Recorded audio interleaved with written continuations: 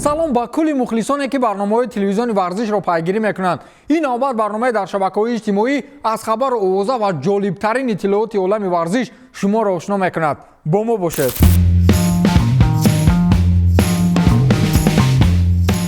ниҳоятан Месси рекорди шоҳи футбол Пелеро ба қавле шикаст. дар дирӯза бозӣ Месси муқобили дастаи Валенсия як гол зад ва шумораи голҳояшро дар дастаи Барселона ба 643 адад расонид ки ҳамин қадар голро Пеле дар дастаи Сантоси Бразилия ба нишон расонида буд. акнун ҳам Пеле ва ҳам Месси 643 голӣ доранд. шоҳи футбол Пеле баъди гол зуд дар саҳифаи твиттераш аргентиниро бо чунин суханҳо табрик кард: вақте қалби ту ғуломи ишқ аст, иваз кардани роҳ мушкил меафтад. ман мисли ту медонам ишқ як футболкаеро ки ҳар рӯз ба бар мекунӣ. барои дастоварди навбатият туро табрик мекунам, аммо пеш аз ҳама ба карьераи хориқулодаат дар Барселона таҳният мегӯям. таърихи як дастаро дӯст доштану ба ӯ содиқ мондан ҳоло каме андаркам аст. ман бо ту ифтихор мекунам Лео, навиштааст Пеле. Месси низ дар навбати худ пеши ба қавли аълоҳазрати футбол эҳтироми худро гузошт ва навишт ки ман аз Пеле барои чунин суханҳои гарм миннатдорӣ мекунам.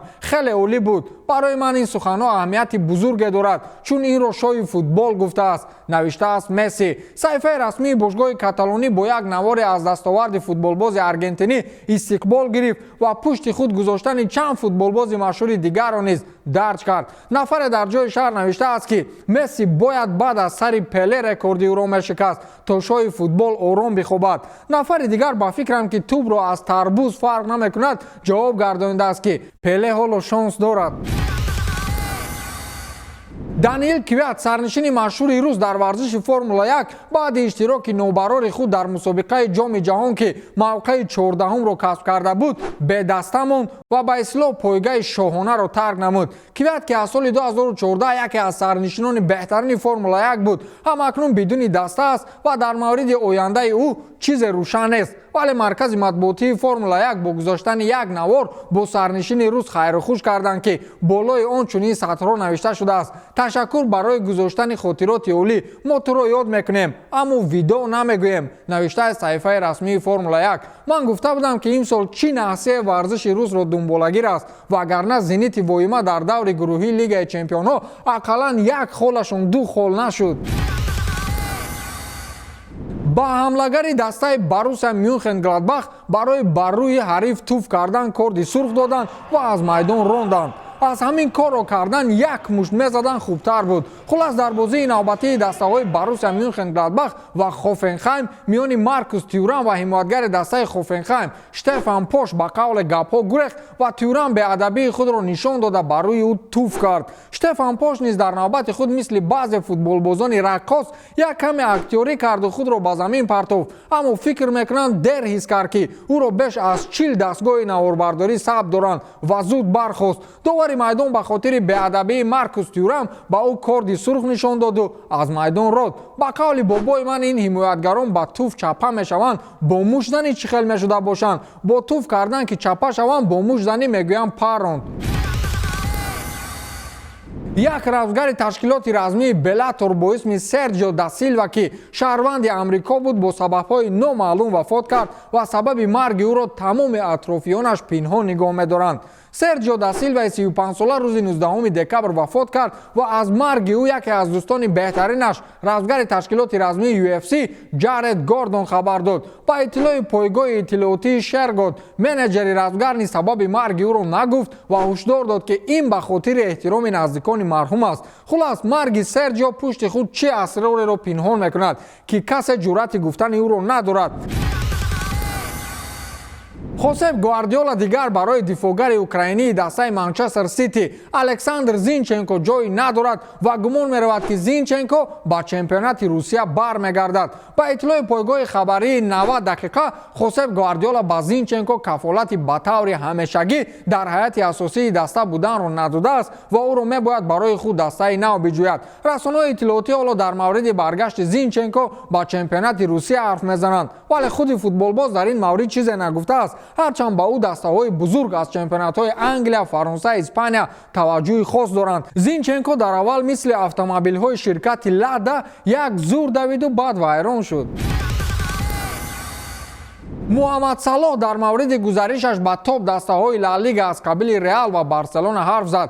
қаблан изовозаҳо дар мавриди гузариши ӯ ба ин дастаҳо дар васоити ахбори омад чарх мезад, аммо гумонам Юрген Клоп ҳеҷ гоҳ ба чунин кор розигӣ намедод. ҳамакнун фурсат ҳаст. медонед барои чӣ мерсисайдиҳо тобистон ба чӣ арзише набошад Килиан Мбапперо ба Ливерпул оварданиянд. вақте Мбаппе ба Ливерпул биёяд, аз сегонаи хати ҳамлаи сурпӯшҳо касе бояд ба қавле як тараф шавад. журналист ба Салоҳ суол додааст ки дар бораи гузариш ба дастаҳои Реалу Барс чӣ андеша дорад. ӯ гуфтааст ки ман зиёд мехоҳам дар дастаи Ливерпул бимонам, аммо ин ҳамааш дар дасти бошгоҳ аст. онҳо топ дастаҳои Аврупо ҳастанд, аммо ҳоли ҳозир ман пурра дар бораи Ливерпул фикр мекунам, ҳарчанд ҳам аз ҷониби Реал ва ҳам аз Барселона пешниҳодҳо буданд, гуфтааст муҳаммад Салоҳ. ба фикри шумо Салоҳ ба ин дастаҳо равад муваффақ мешавад ё мисли Азар ҳамчун сайёҳ ба тамошои кӯчаҳои Мадрид меравад?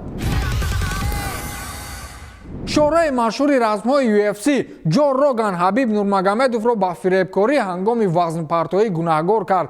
чанде аз расонаҳои иттилоотӣ низ пеш аз рақобати охиринаш навишта буданд ки барои вазни худро кам кардан ин навбат Ҳабиб ҳеҷ тасмиме нагирифт ва Дана Уайт бо он ки вазни Ҳабиб аз меъёр зиёд буд, ҳамон ӯро барои рақобат роҳ дод. ба гуфти Ҷо Роган, ин чашмпӯшиҳои Дана Уайт ба хотири Ҳабиб аст ки ӯ яке аз дӯстони наздики худи Дана Уайт ва равзгари машҳур ва даромадноки ташкилоти UFC аст. Ҷо Роган ҳамчунин зиёд вазн партофтани Ҳабибро мавриди интиқод қарор дод. ӯ гуфтааст ки ӯ вазни худро аз ҳад зиёд мепартояд. дар ҳақиқат ҷои ӯ вазни сабук нест, аммо ӯ то рӯзи вазнкашӣ худро хеле азоб медиҳад. ту организми худро азоб медиҳӣ то 70 кило шавӣ, аммо баъди он каме макарон мехӯрӣ, боз 90 кило мешавӣ. ин хеле бад аст, гуфтааст Ҷо Роган. албатта Ҷо Роган ҳуқуқи андешаи худро гуфтан дорад, аммо коҳи кӯҳнаро аз нав бод додан лозим нест. агар мешуд туби тиллои Модричро ба соҳиби асосияш Криштиану Роналду бармегардонданд. беҳтарин варзишгари сол аз рӯи фарзияи BBC сарнишини дастаи Мерседес оид ба Формула 1 Луис Хэмилтон эътироф шуд. дар зинаи дуюми беҳтаринҳои сол футболбози бошгоҳи Ливерпул Ҷордан Хендерсон ҷой гирифт. қаблан Луис Хэмилтон аз ҷониби роҳбарони дастаҳои ширкаткунандаи пойгаҳҳои шоҳона беҳтарин сарнишини соли 2020 дар Формула 1 эълон шуда буд. дар мавсими гузашта ронандаи 35-солаи бритониёӣ бори ҳафтум қаҳрамони Формула 1 шуд ва рекорди Михаэл Шумахери олмониро такрор кард. Квинси Прамес футболбози дастаи Аякс ки чанде пеш бо сабаби бо корт захмӣ кардани нафаре ба маҳбас равона шуда буд, дирӯз озод гардид ва дар ин маврид чунин изҳори андеша кард: чизе пинҳон карда намешавад. ман акнун дар бораи футбол фикр мекунам ва ба масъалаҳои дуюмдараҷа фикр кардан лозим нест. ин барои ҳама шок буд, вале ман хурсандам ки зуд аз маҳбас раҳо шудам. вазъият хело бад ба назар мерасид, аммо мо бояд дар фикри оянда бошем. чизе ки шуд шуд, дигар ӯро баргардонида намешавад, гуфтааст Квинси Прамес.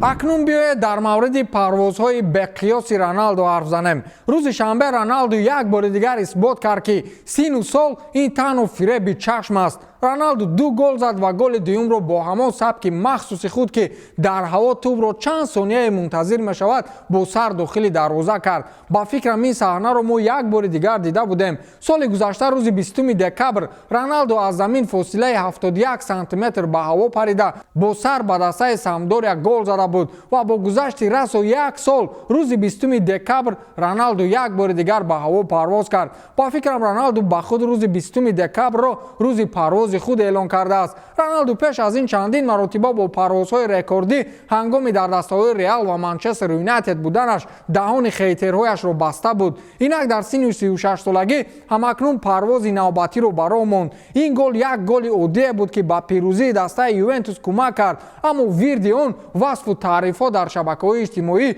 хеле зиёд гашт ки ин як бори дигар беҳтарин будани ӯро дар қабати дуюм исбот мекунад. аслан ин ҳафта ҳамон се номзади асосӣ ба беҳтарин футболбози сол аз рӯи фарзияи фифа бо сар гол заданд. ҳам Роналду, ҳам Месси ва ҳам Левандовски. аммо аз кӣ беҳтарин буд? ин аллакай ба фикрам баҳс намехоҳад, чун голро устокоронаву зебо бо сар дохили дарвоза даровардан моли Роналду аст. Ҳабиб Нурмагомедов, равзгари доғистонӣ, дар саҳифаи инстаграми худ голи Роналдуро ворид кард ва навишт ки 15 сол аз ҳама боло будан. ин номумкин аст. қайд кардааст ҳабиб. Шораи телевизиони варзиш Парвизи Маҳмадамин дар саҳифаи фейсбуки худ навишт ки ҳарчанд дар соли 2020 парвозҳои доимӣ аз сӯи ҳамаи ширкатҳо манъ шудааст, аммо як ширкат доимо парвозҳои худро бетанаффус анҷом медиҳад.